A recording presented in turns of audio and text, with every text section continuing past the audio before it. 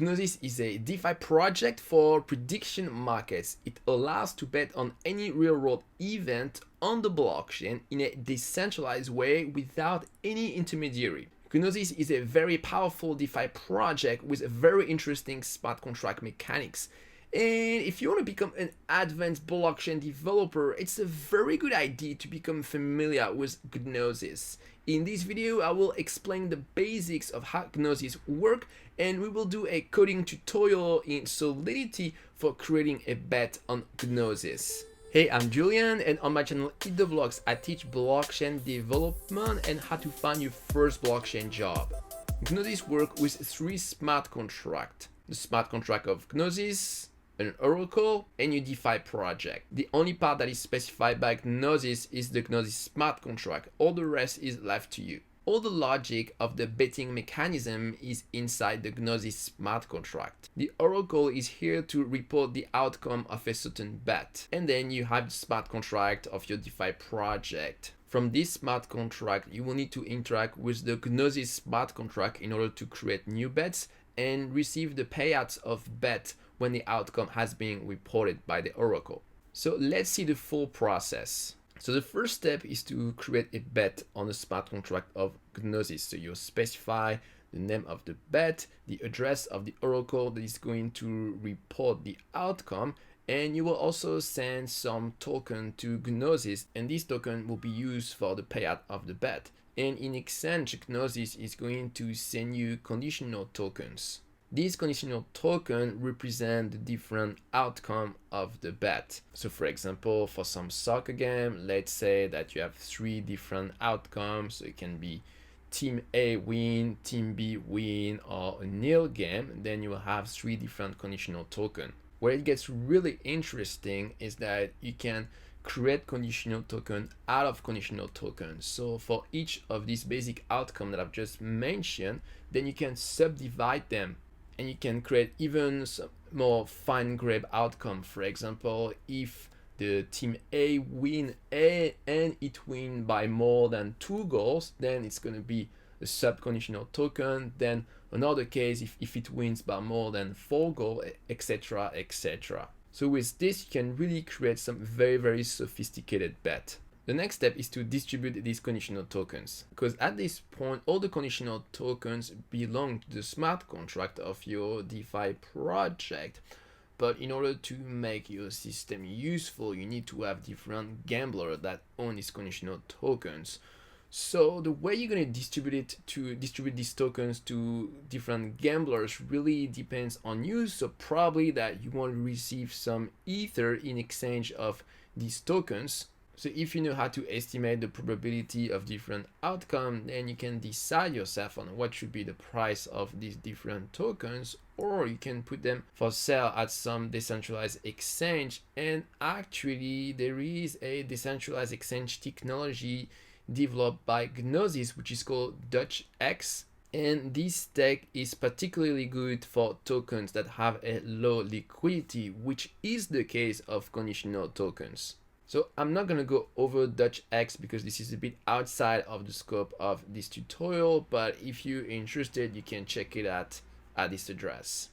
The next step is to report the outcome of the bet. So in our example with the soccer game, after the soccer game is over, then the API of the oracle, so that's going to be outside the blockchain, is going to send a transaction to the smart contract of an oracle on-chain with the outcome of the soccer game. So for example, team A won. And this oracle smart contract is going to forward this result to the smart contract of Gnosis. One thing that is important to note is that there is only one oracle smart contract that is able to report the result for this bet. Because when we initially created the bet, we specified the address of the oracle that is allowed to report the outcome. Otherwise, anybody could report the result, and that will be absolutely unsafe. And the last step is to redeem the conditional token. So each gambler is going to send back the conditional token to the Gnosis smart contract. And based on the outcome of this bet, Gnosis is going to send back some of the tokens that were initially sent to Gnosis. Okay, so now we will finally start to write some code. I will show you how to create a bet on Gnosis in Solidity. So here I am in my remix editor and I will create a new file. So we will start by the interface of ERC20 token because we will need this in other smart contract. So I'm gonna call this ERC20.sol. And after, I'm going to copy the interface of ERC20 from the GitHub repo of OpenZeppelin. So OpenZeppelin, which is a very popular Solidity library. If you don't know what it is, check out this series on OpenZeppelin. So in a repo, I'll go in the contracts folder, then I'll go inside the token, ERC20, and here you will see ERC20.sol. So you open this file, and you copy everything.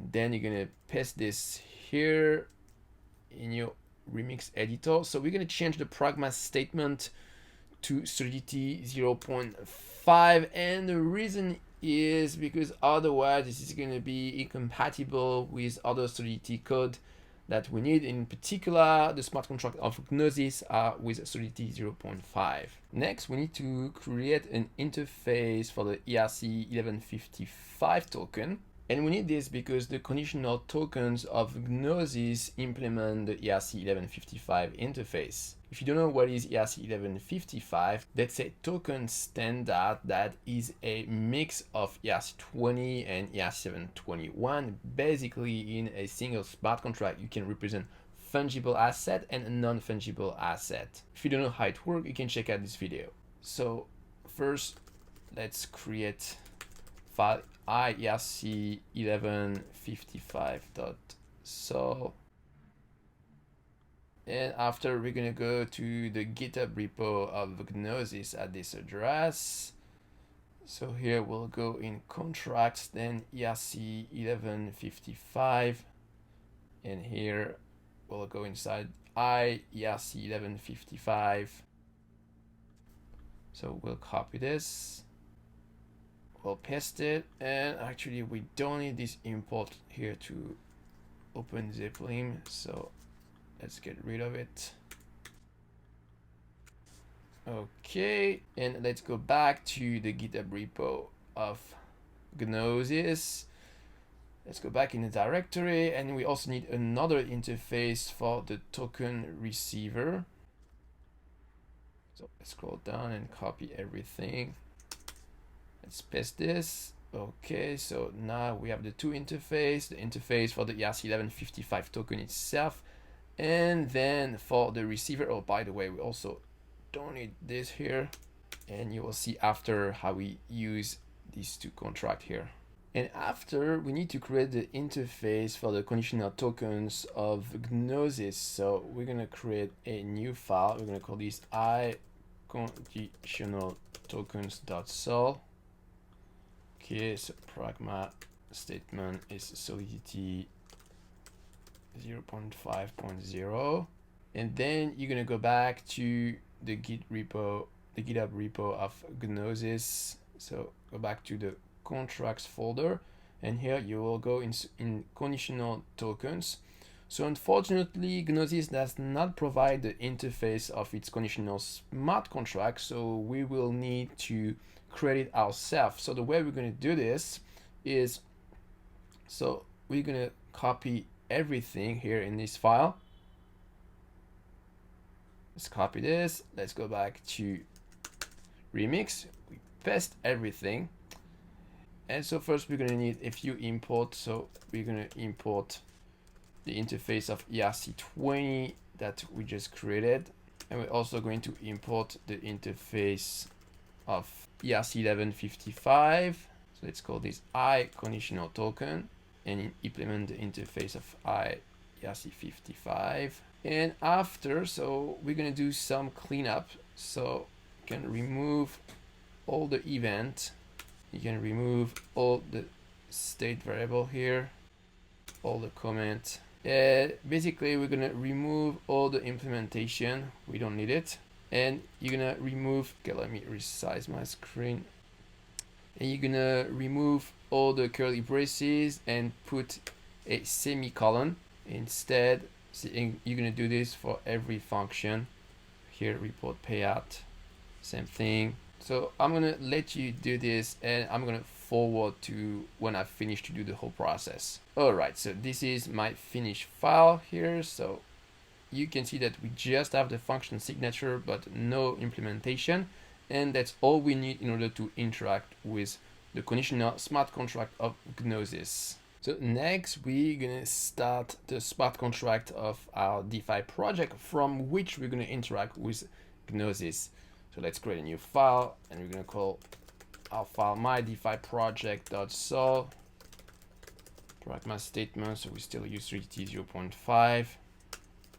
We call our contract my DeFi project, and we need to import a few things. So first we need to import the interface of ERC20. Then we also need to import the interface of ERC1155, and we need to import the interface of the conditional token of Gnosis. So next we're gonna define the state variable of our smart contract. So first we need to manipulate some ERC20 tokens. So basically we're gonna use the DAI stablecoin as a collateral for Gnosis. So we're gonna send some DAI to Gnosis, and that's gonna be the payout for the winner of the bet. So here let's define a variable of type ERC20, and we call this DAI. Then we're also going to interact with Gnosis, so we need a variable for that. We're going to call this conditional tokens, and we also need to store the address of the oracle that's going to report the outcome of the bet. So that's an address type. We call this oracle, and we're gonna set all of these variables in our constructor. So first the address of DAI, then the address of conditional tokens, and then the address of the oracle. So first we instantiate the pointer to DAI like this. Then for conditional tokens, that's similar. And finally, we store the oracle address. So next, we're gonna build a function to create a new bet on Gnosis. So we're gonna call this function create bet, and it's gonna take two arguments. The first argument is the name of the bet. So this is going to be an argument of type bytes32. So if you don't know what this is, basically this is like a sort of hash which is 32 bytes long, and we're going to call this question ID because that is the naming that is used by Gnosis to identify a bet. And then we're going to have another argument for the amount of collateral token that we're going to provide for this bet, and we make this external. So first we need to create the bet on the conditional token smart contract of Gnosis, and there is a function called prepare condition, and this takes three arguments. So the first argument is the question ID that identifies the bet, then the address of the Oracle smart contract. So only this address is allowed to report the outcome of the bet. So that is for security reason. Otherwise, any address could report any outcome, including false outcomes. So we want to be protected. And finally, the last argument is an integer that is the number of outcome of this bet. So for example, if this is a soccer game, so case A is the team A win, case B the team B win, and case C this is a nil game. So in this case there will be three outcome. Oops, that's the other way around. Oracle first and then the question ID. Okay. So at this stage we have just declared to Gnosis that we want to create this bet, but this is not enough. We need to also create the conditional token. So I mentioned what are conditional tokens. So that's basically a token that will be redeemable against the collateral that we send to Gnosis depending on the outcome of the bet. So in order to create this conditional token, first we need to get a parameter which is called the condition ID. So the condition ID is based on the combination of Oracle, question ID, and here the number of outcome. So we're gonna get this parameter by calling another function of Gnosis. So that's a byte 32 variable, condition ID, conditional token, get condition ID, and we're gonna pass it the same parameter that we did before. So next, before we create the conditional tokens, we need to approve the smart contract of Gnosis to transfer our DAI token, because this is the collateral that we're going to provide. So in order to do this, what we're going to do is use the pointer to DAI and call the approve function. And the first argument is the address of Gnosis, and second, the amount that we want to approve. So we just forward what was provided as an argument here. And after that, we're gonna call a function that is called split position, and this function is going to transfer the DAI token to Gnosis and give us back in exchange some conditional token that represent position in our bet. So the first argument is the address of DAI, so our pointer will be casted automatically to an address. Then there is something that is called the parent collection ID. So I will explain this after, but for now just accept that it's going to be bytes 32 of 0, then the condition ID that we calculated before, then something called partition. So I will explain this just after, and the amount of DAI that we want to send as collateral. Okay, so partition is an array of outcome collection. So what is this? So we've said that for the example, this is a soccer game with 3 outcomes: team A win, team B win, or there is a nil game. So A, B, C, we have 3 outcomes. So you would think that, well, in this case, we'll have 3 conditional tokens, one for A, one for B, one for C. But actually with Gnosis, we can create some more sophisticated bets. So we can have a token that represents if the outcome A happened, but we can have another token if for the outcome B or C or any other combination. So what we're going to provide here for the partition variable, so this is an array with the combination, the different split for all the outcome that we want. The only constraint in when you build this array is that this different group here needs to be disjoint. So for example, you can have A and B or C or A because A is already contained here. So you need to make sure that there is no overlap between the different combination that you do. So the way we're going to express this is a bit special, and for that we're going to use something that is called a bitmap vector. So for A, it's going to be in binary, this is going to be the number 1. Then for B, this is number 2, so in binary this is represented like this. And for C, this is number 3, so this is represented like this. And if you want to express some group, for example B or C, then you're going to add this in binary. So here, for example, if you add these 2 numbers 0, 10 and 100 here, so 2 and 3 in decimal, so that's going to be 1, 1, 0. So we're going to build an array where first element is 1 and the second one is 3. Okay, so let's build this array.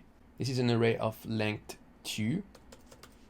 So here, let's call this partition and give it a length of 2. So for the first element of partition, this is going to be 1, and for the second element, this is going to be 3. Okay, let me get rid of this.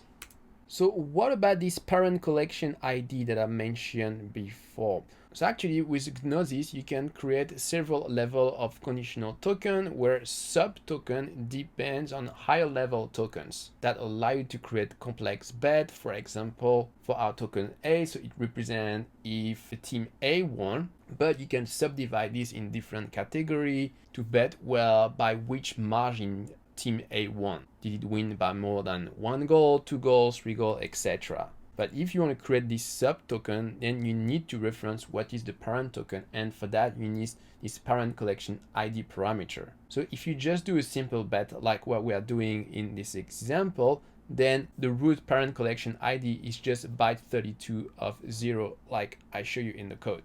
Otherwise, you need to use a function that is called getCollectionID. And you can check out the documentation of Gnosis for more info on that. So if I wanted to create sub token, then here I would call prepare condition again with another question ID, probably a different parameter here. Then I would get the new condition ID again. Then I would call the function getCollectionID that I mentioned just before. Then I will create another partition. And I will call again split position, but this time for the parent collection ID, then I would mention the higher level token that I depend on.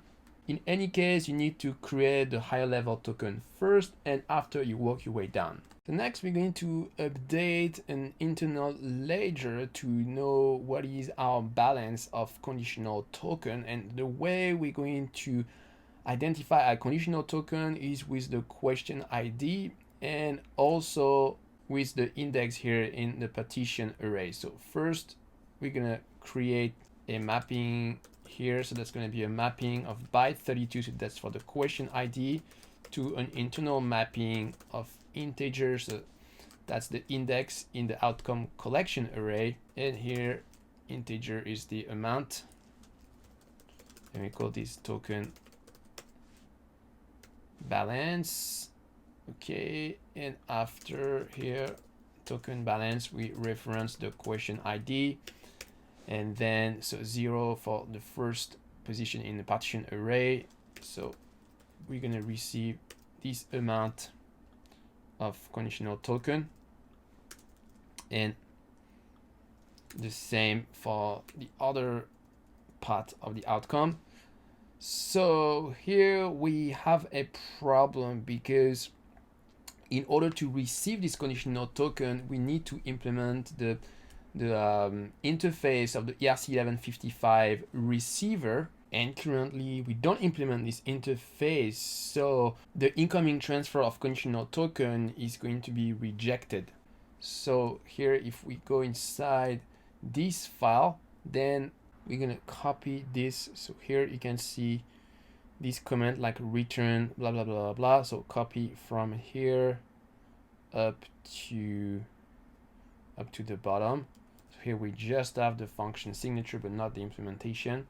Let's go back to my DeFi project and we're gonna implement this function.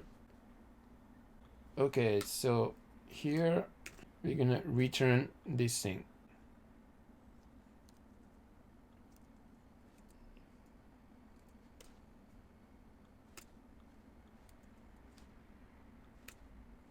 Okay, and below we're gonna return this.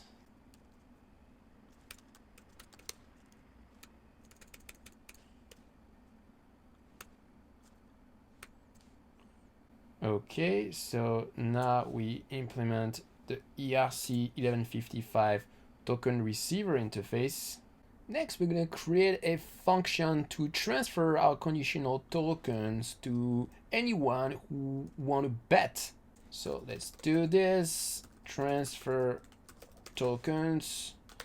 It's going to receive a couple of arguments. The first one is the question ID so that we can identify the bet. Then the second argument is an integer that is the outcome collection you want. So here it's going to be 0 or 1. Then the recipient of the conditional token, and finally the amount. So first, only the admin of the contract is able to send this token. By the way, I'm not even sure we define an admin. Okay, so let's do it here. So here we're going to define an admin when we create the smart contract. Okay. So here we require that the sender of this transaction is the admin. And the reason why we do this is because basically before someone calls this transfer token function, we're gonna assume that outside this smart contract, some gambler bought the conditional tokens, maybe on some decentralized exchange. That person sent some token to acquire a conditional that represent a certain bet, but first we need to receive the money. Next, we need to make sure that we have enough token balance. So for that, we're going to use the token balance mapping, question ID, and here we reference the index set. So that's how we can reference a specific conditional token. And this needs to be superior or equal to the amount that we want to transfer. Not enough token, that's the error message. And after that, we're going to call conditional token dot save transfer from the address of this contract.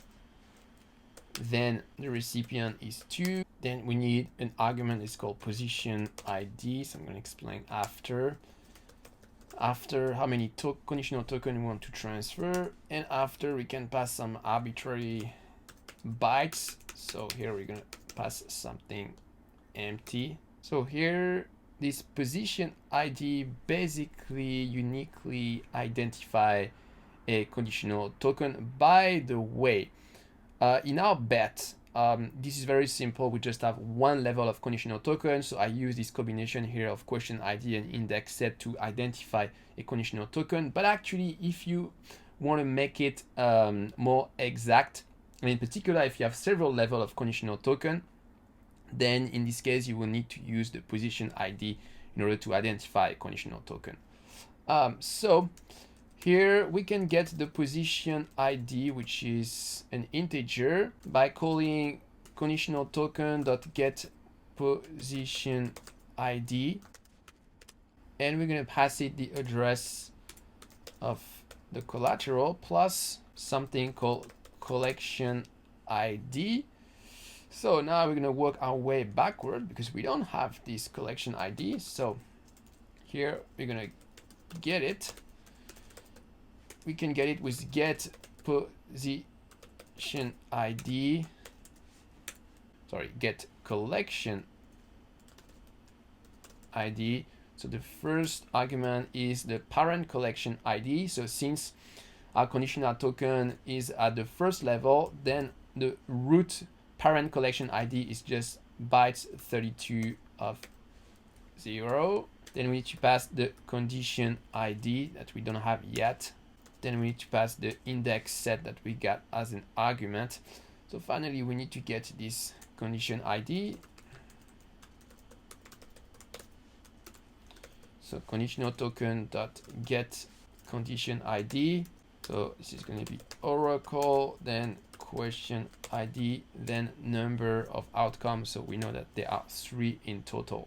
Okay, and with this, then we are able to transfer our conditional token. Oh, by the way, I forgot to mention one thing, but here, this need to implement the ERC 1155 token receiver interface if that is the address of a smart contract.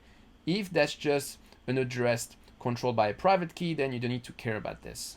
So next, we're going to create another smart contract that will be a sort of a smart wallet for our conditional tokens.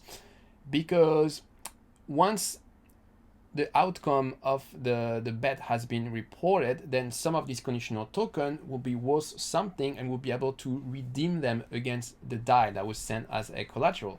But the process of redeeming this token is not really really easy. So if we can put some of the logic in a smart contract, that can make it easier for end users. So we're going to create a new file that we're going to call conditional tokens wallet. Okay, so pragma solidity 0.5.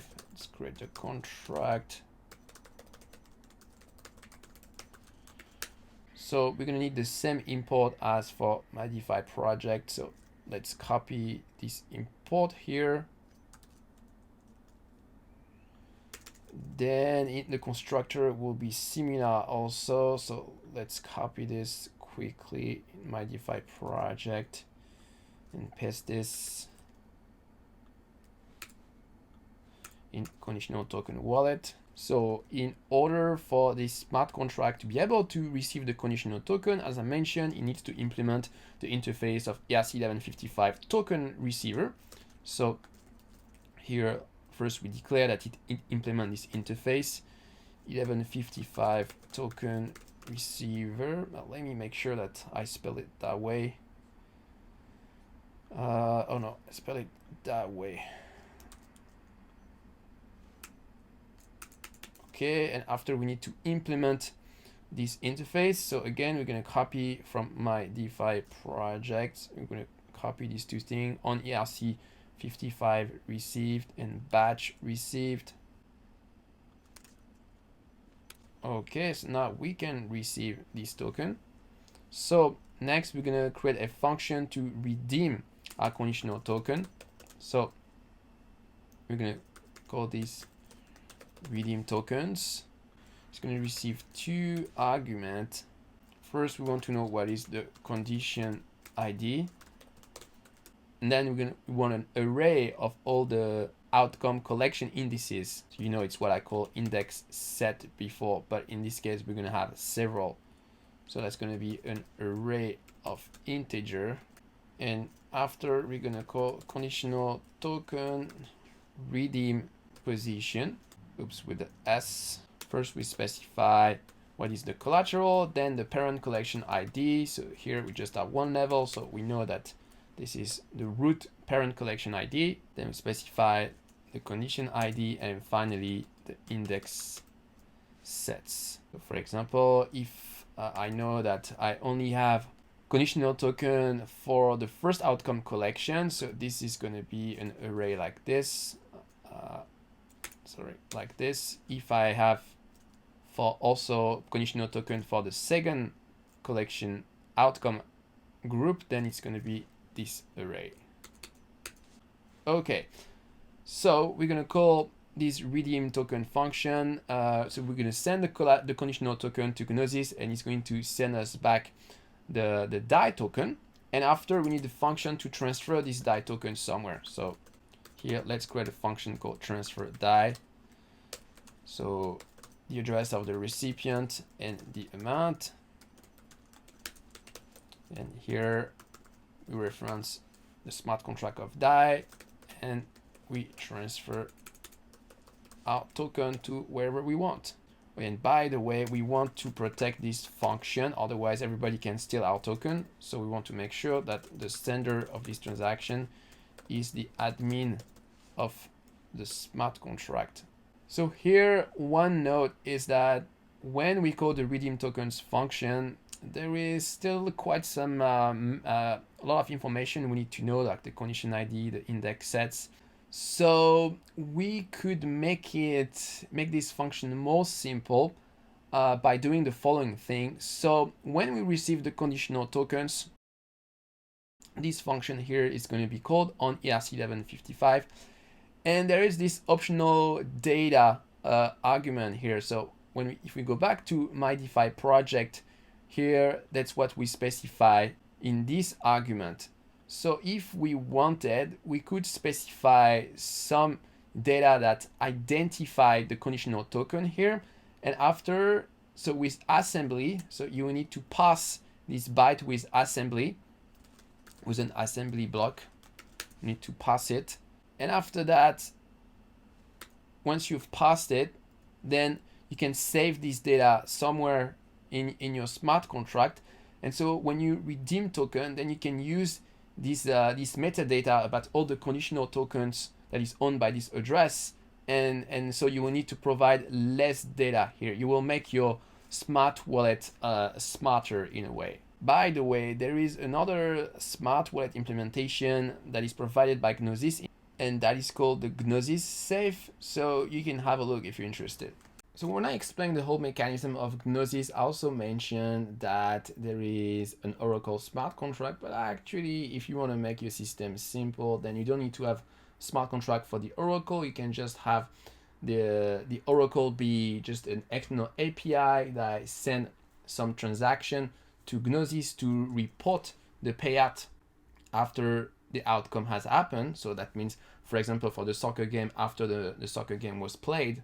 And so the function you will need to call on the conditional token smart contract is report payout. So you need to provide the question ID as well as an array of the payout for the different outcomes. So in our case, we had 3 outcomes A, B, C. So for example, if this is the outcome A, then your array will be 1, 0, 0.